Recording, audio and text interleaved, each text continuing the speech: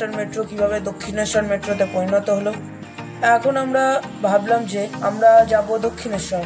বন্ধুরা, মায়ের অশেষ লীলায় আজ আমরা মায়ের দর্শন করতে দক্ষিণেশ্বর এসেছি।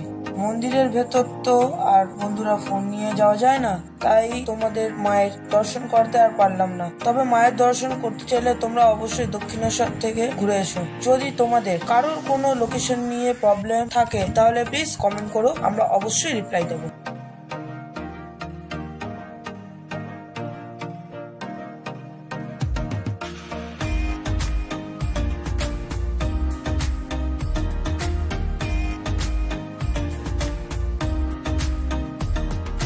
সো বন্ধুরা, মায়ের দর্শন করার পর এখন আমাদের খুব গরম লেগেছে, তাই আমরা যাচ্ছি আইসক্রিম খেতে।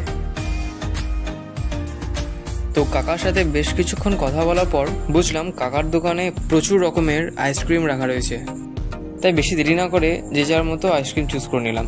তারপর সায়ন ব্যাংক থেকে টাকা বের করে আইসক্রিম কিনে নিল। গরমে ঘুরতে এসেছি আর আইসক্রিম খাও না, তাই আবার হয়। তারপর কাকাকে সব বিল মিটিয়ে দিতেই কাকা সবাইকে যে যার মতো আইসক্রিম দিয়ে দিল। সো ফ্রেন্ডস, আইসক্রিম খাওয়া শেষ। তো এত ভালো জায়গায় এসেছি, একটু ফটোগ্রাফি না করলে হয়, তাই আমরা যাচ্ছি ফটোগ্রাফি করতে।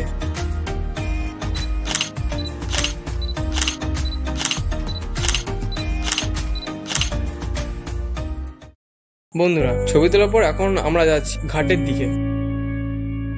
সারাদিন যতই গরম হোক না কেন, সূর্যাস্তের সময় সূর্য দেখার মজাটাই আলাদা, তাই না? তোমাদের কেমন লাগে সেটা কমেন্টে জানাও।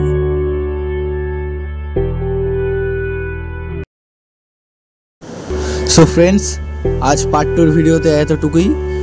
এখনও ভিডিও শেষ হয়নি, এখনও পার্ট 3 আসা বাকি আছে। সো আপনারা আর একটু অপেক্ষা করুন পার্ট 3-র জন্য।